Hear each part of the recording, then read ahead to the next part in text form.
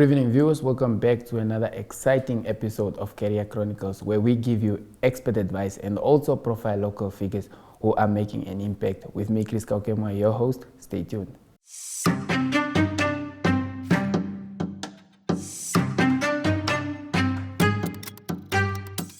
Welcome back, viewers. Today in Expert Advice, I am joined by Jurgen, who is a digital marketer. First and foremost, thank you very much for actually joining us in studio today. Sometimes it's always hard to actually make it on time. And yeah, thank you. Thank you for having me. Actually, just to start off without wasting time, can you perhaps tell us what is digital marketing? Because I know what is marketing, but digital, I don't know. It's basically anything that encompasses marketing within a digital sphere. So websites, social media, Google, other search engines, and apps. There's so many forms of digital marketing, but yeah, anything within the digital sphere. Okay, oh wow, great. I get the understanding now, but moving on, can you perhaps tell us what actually motivated you to actually put yourself in the digital marketing space? How did you find yourself there? Who searched for the other? Did the digital marketing look for you, or did you look for digital marketing? Well, it started when I was studying. I was studying in Stellenbosch. I was one of those kids that went away. And I was studying a business degree, and I always thought I would just end up in business, and I would do some or other management role. But then while I was there, in my one marketing class, this agency came to visit us, and they spoke about these digital marketing campaigns that they were running for big brands like Nando's, and it just looked like so much fun what they were doing creatively.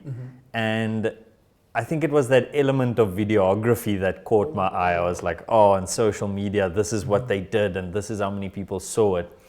So then I started having this eye of, oh, I really love marketing. And then from marketing it came, and I was, okay, but I'm also a very big tech person. So I love I love gaming, and so it just went from love of marketing to what is the love of digital marketing. And also I was a big fan of work from home. So I figured, digital marketing, work from home, it's the perfect fit. Okay, moving on, there's always a common misconception, which I also have, thinking digital marketing is all about social media and maybe posting. So maybe just to actually break us through that as well, and just tell us what digital marketing is about, because the misconception is really common. Yeah, I see it a lot as an agency owner as well. People think that digital marketing is just social media, for example. But it's such a wider sphere, and in Namibia we haven't really truly explored that sphere as small to medium businesses. Some of the larger corporates are starting to explore that sphere, but the basics is social media and a website, and then there's still like email marketing, and there's Google and display ads, everything within that space.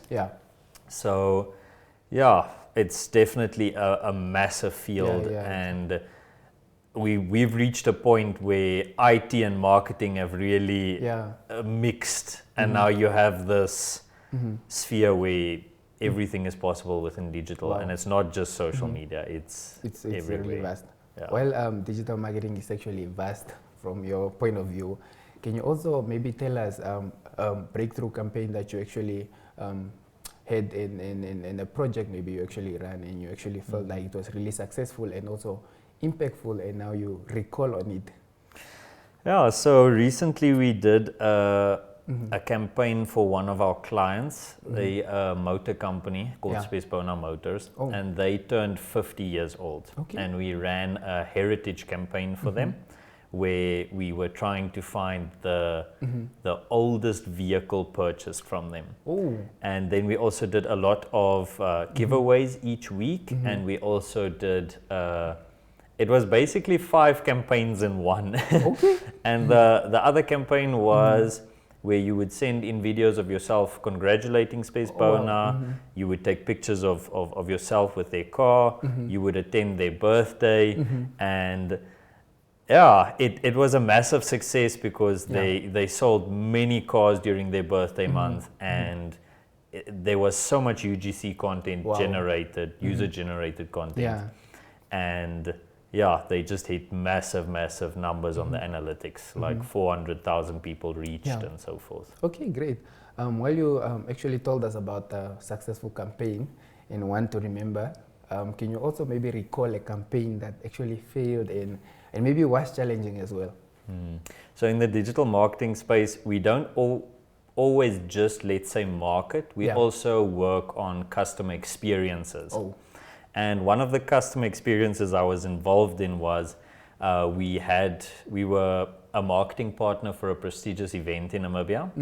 And then we had this like wall, and you go take a picture by the wall, and then you can scan the QR code, and then it would take you to a WhatsApp chatbot. Okay.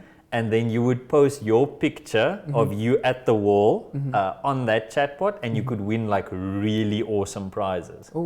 But the problem was that nobody went to go do it, and we didn't have anyone at the stand to direct people to do it. So people were walking past it, reading it, and not doing it. It must be a challenge actually. So that was our biggest, So when did this happen actually?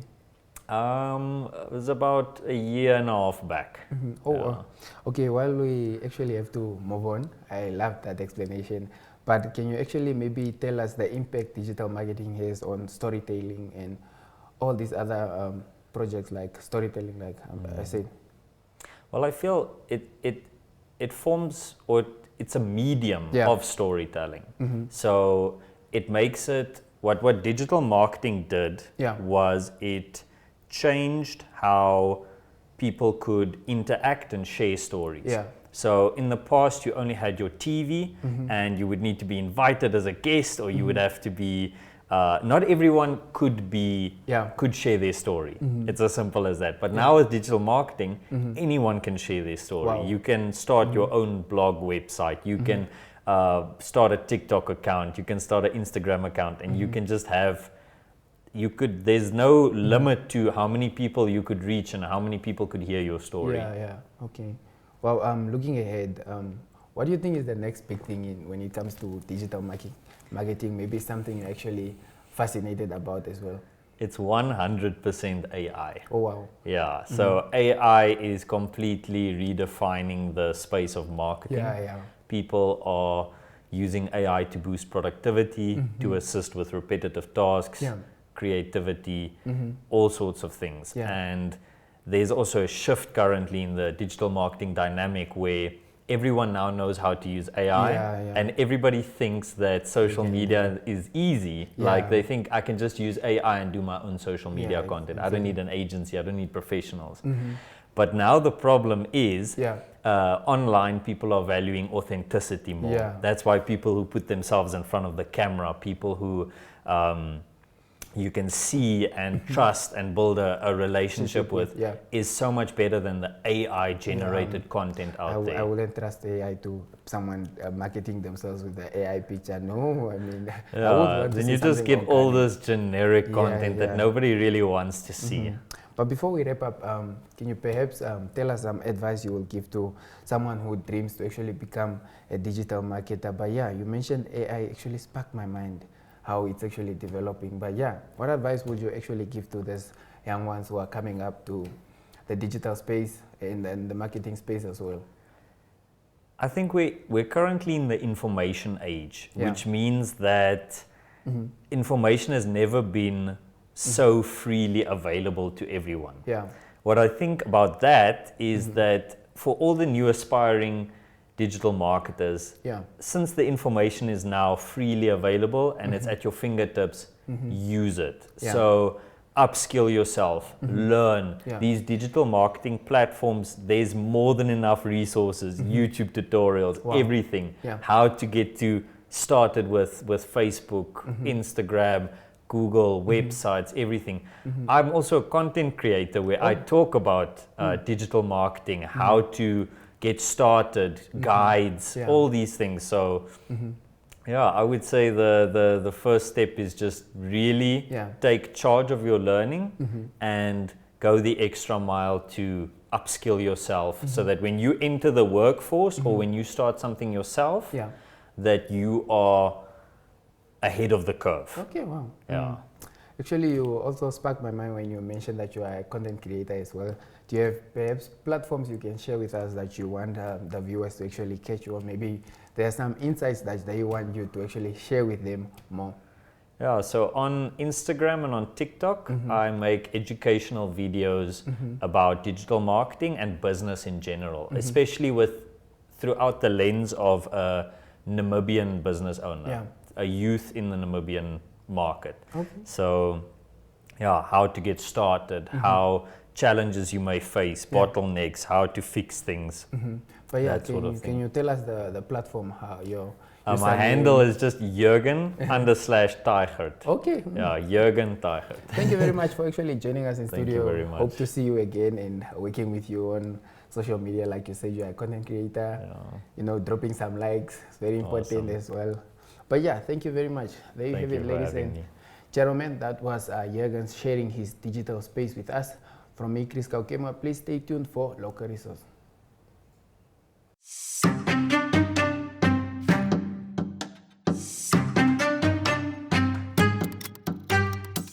Welcome back, viewers. Today in Spotlight, I'm joined by Tangeni, who will be talking to us about a charity foundation they co-founded with his friend. First and foremost, thank you very much for actually joining us today.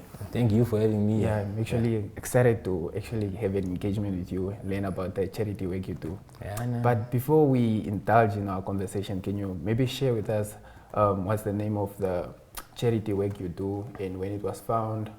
How did you guys come about it? You shared with me that you found it with your friend. Yeah. Yeah, can you maybe walk us through that journey as well? This story, I spoke about it a lot. It started with a casual conversation between me and my co-founder, Valdo.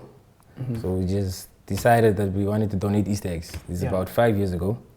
And we collected the Easter eggs and people were willing to give us Easter eggs. And we took them to the orphanages and they were very receptive of it, very happy to receive it. Okay. And then along down the lines, we became more and more doing winter runs, December runs. And now this year, the name Palmway came to life. And we finally got registered this year. So now, as of 2025, Palmway is a registered organization. Talk to me about the name Palmway. Where did it actually come from? Palmway, when we started doing this thing, because my friends were, the people I worked with, they were like, we need to now push it to be something recognizable. So I sat there for maybe a good 10 minutes thinking about the name, and Palmway came to me because the only thing I could think about is that we actually are doing this together. So Palmway came to me, it's same meaning in Herero, so I felt it was the best for me and the team. I'm looking at the fact that it's not easy to actually come up with a charity foundation, but now I'm looking at it at the side of maybe you actually came up with this idea because of a life experience. What actually motivates you to actually just keep up with this foundation, and why do you find the need to actually have it? I mean, from past experiences, just looking at my mom, I think I have the same urge to help that my mom has. So it always has been a thing for me, or part of me, that help is one thing I want to give. And in high school, funny enough, one of the members, I was with them in high school, we did charity work. So I believe this has just been a long time coming for me. So it's been part of my life, and I'm glad that now it's, I'm actually helping now, and I'm involving people to, But now I'm looking at the challenges, you know, these things come with challenges as well. Keeping up funding and all of this. How do you keep up with these challenges? I mean, at first, everything is giving, so everything comes out of one pocket, our pockets. But our biggest challenge was mainly visibility. Just gaining visibility, being noticed, and also getting people to fund and trust this new initiative. But we remain consistent. We had belief, and through the and we relied on just our personal connections, our friends and family. Yeah. But now we have now organizations helping us, sponsoring us, especially for our event that's coming up. So our biggest challenges have been solved, but we still have challenges coming our way, and we know we can overcome them. Yeah. Maybe do you recall a sponsor maybe that once sponsored you, maybe with a subsequent amount that you felt like really touched your heart, and you're like, yeah, this really motivated me to keep on going? Maybe not just money, maybe something they actually the organization donated. We can speak about mainly Kadila Poultry. Yeah. We have a long-standing relationship with them. Yeah. Where they will be giving us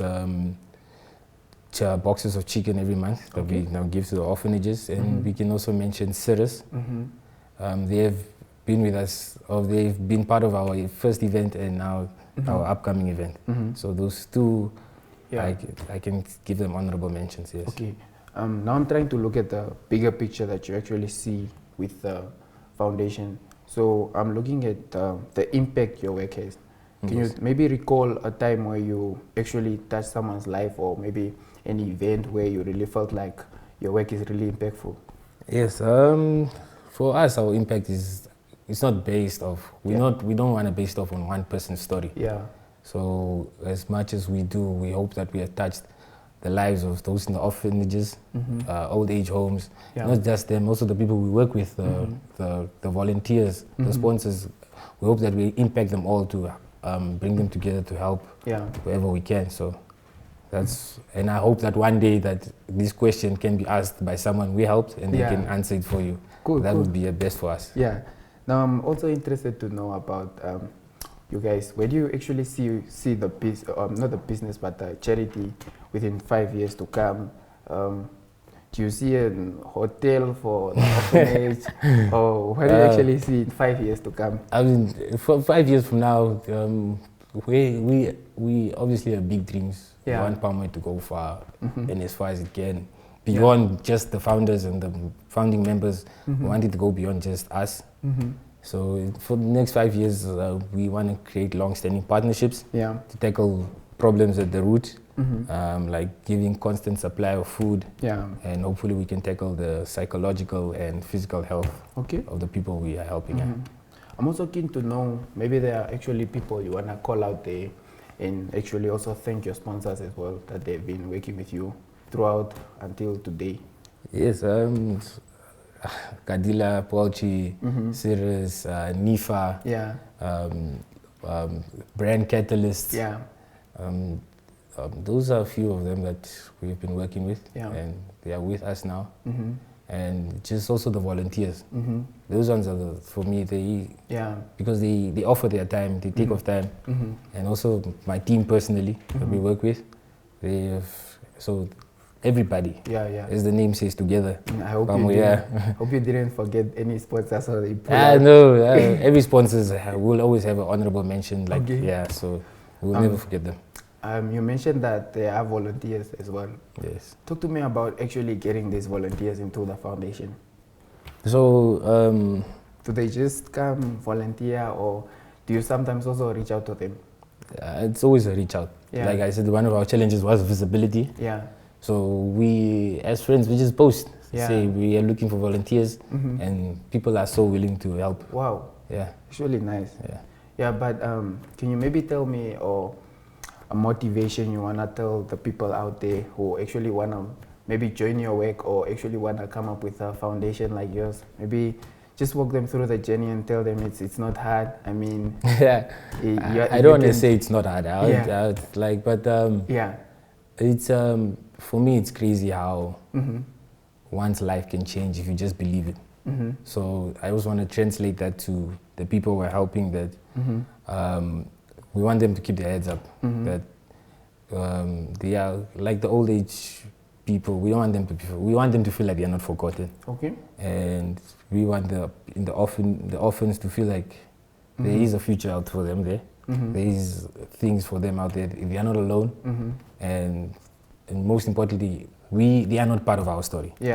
we are part of their story. We're building something for them. Yeah. And we are doing this with them, for them. Yeah. Yeah. Before we close off, actually, my last question for you is, how do you actually see the uniqueness of your charity work from others' charity work? Our charity is, what I feel is unique for us is that it's not, Pamwe isn't ours, it's everyone's. Yeah. So people can speak about Pamwe like it's theirs, it's because it is. Yeah. Orphans can speak about Pamwe like it's theirs because it's theirs. Yeah. So Pamwe is a collective Wow. effort for everybody. It's really wonderful. Yeah. Thank you very much actually for joining us in studio today. Thank you for having me. I loved it for my viewers as well. Yeah. So there you have it, ladies and gentlemen. That was it from the Charity Work Foundation. Please do stay tuned for local resource.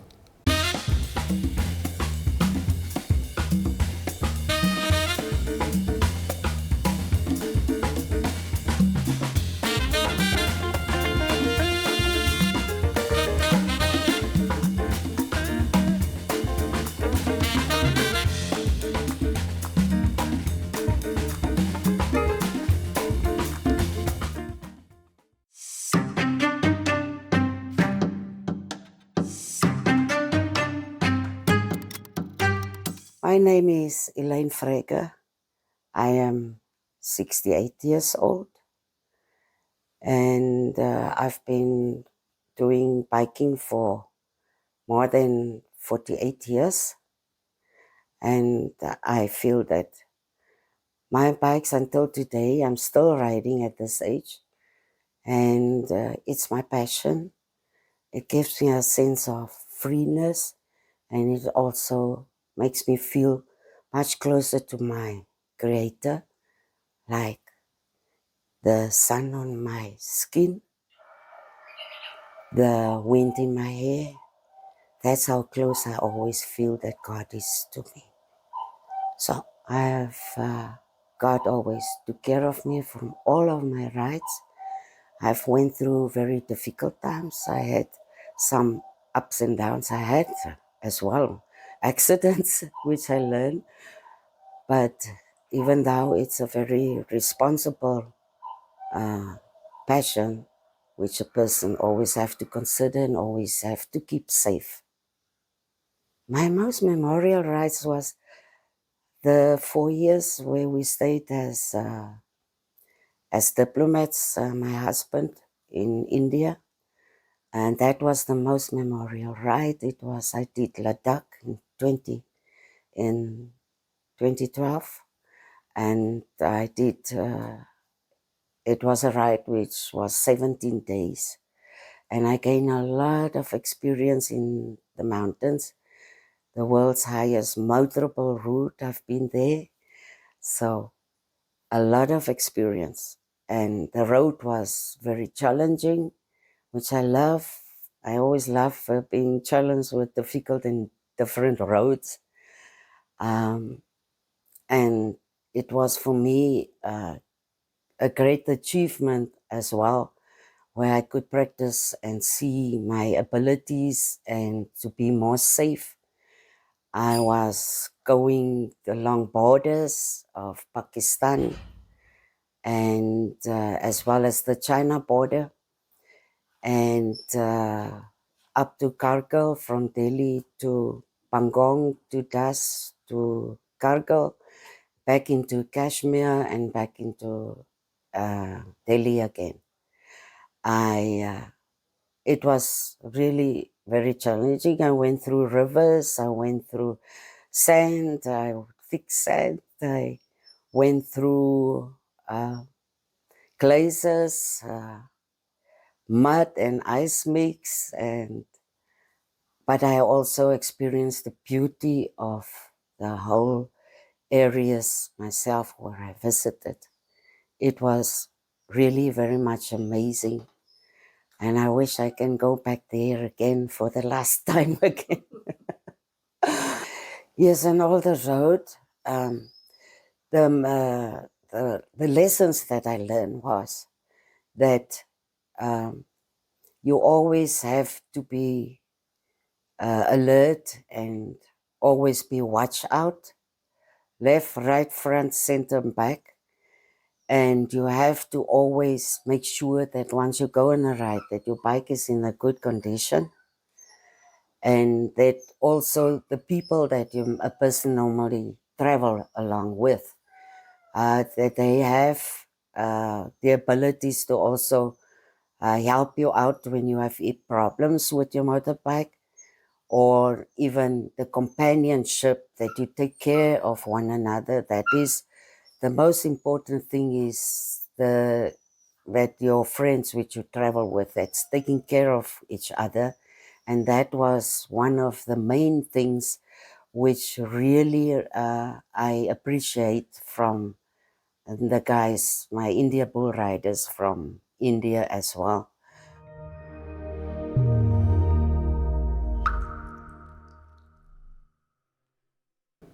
Well, there you have it, ladies and gentlemen. That was it from Career Chronicles. From me, your host, Chris Kaukema. Have a good night.